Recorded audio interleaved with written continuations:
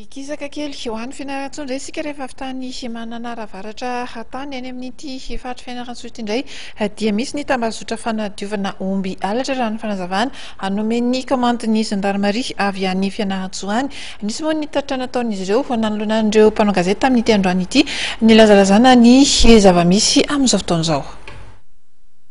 Raha ny tatitra izay nataon'ny komandin'ny gendarmerie Fianarantsoa dia nahatratra 740 ireo alatr'omby nisy teny Fianarantsoa sy Toliara nanomboka ny fiandohan'ny taona teo ka hatramin'ny volana Jolay lasa teo. Nahatratra 590 ireo omby very, ny 120 sy R1 dia hita indray ary tafaverina amin'ny tompony, fa ny 420 kosa indray dia tsy hita mihitsy.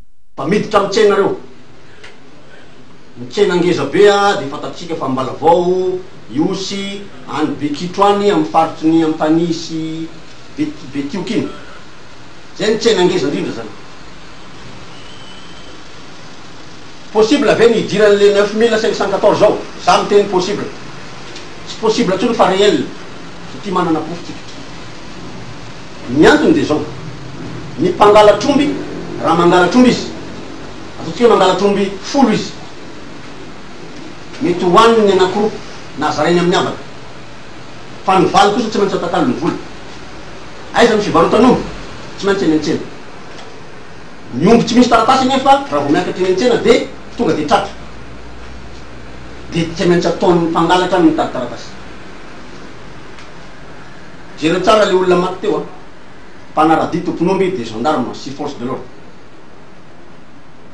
Za tsy teny hoe misy olona mpandraharaha omby any ambanivohitra tsy mba voatifitra izy, aloha za tsy teny ny anarany na ny andraikitrany fa tsy menasera olona reo satria maniny reo no mitana taratasy raha voalaza an'ireo texte reo.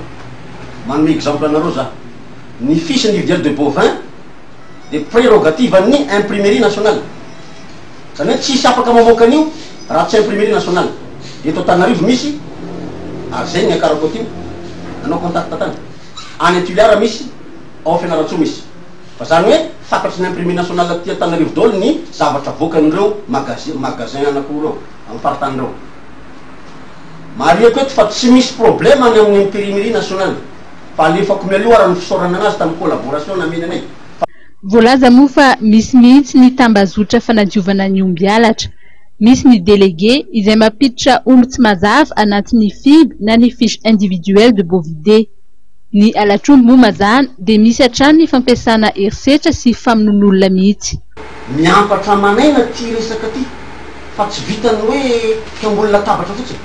Zany hoe ianao teknisianina any ambanivohitra miarana. Zay zao mahita. Ameko chiffre nareo 10 zay ny gendarme maty depuis janvier. Farany teo mbola nandeha commandant brigade tany Manambombo amin'ny faritry Vangaindrano maty tany amin'ny Tsibory fantatrareo tsara zay. Dia ny fokon'olona sy ny mpanarady maty 36 l'espace de 7 mois. Dia ny force de l'ordre blessé enina miampy ray satria vao nisy afako maly mitran'ity opération coup d'arrêt.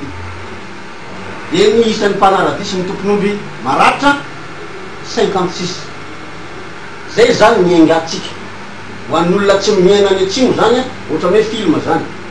Za mijoro aminareo eto témoin fa misy io. Amin'izao fotoan'izao dia mitony fanadihadiana samihafa, efa misy ireo alaina am-bavany ary misy ihany koa ireo olona izay karohana.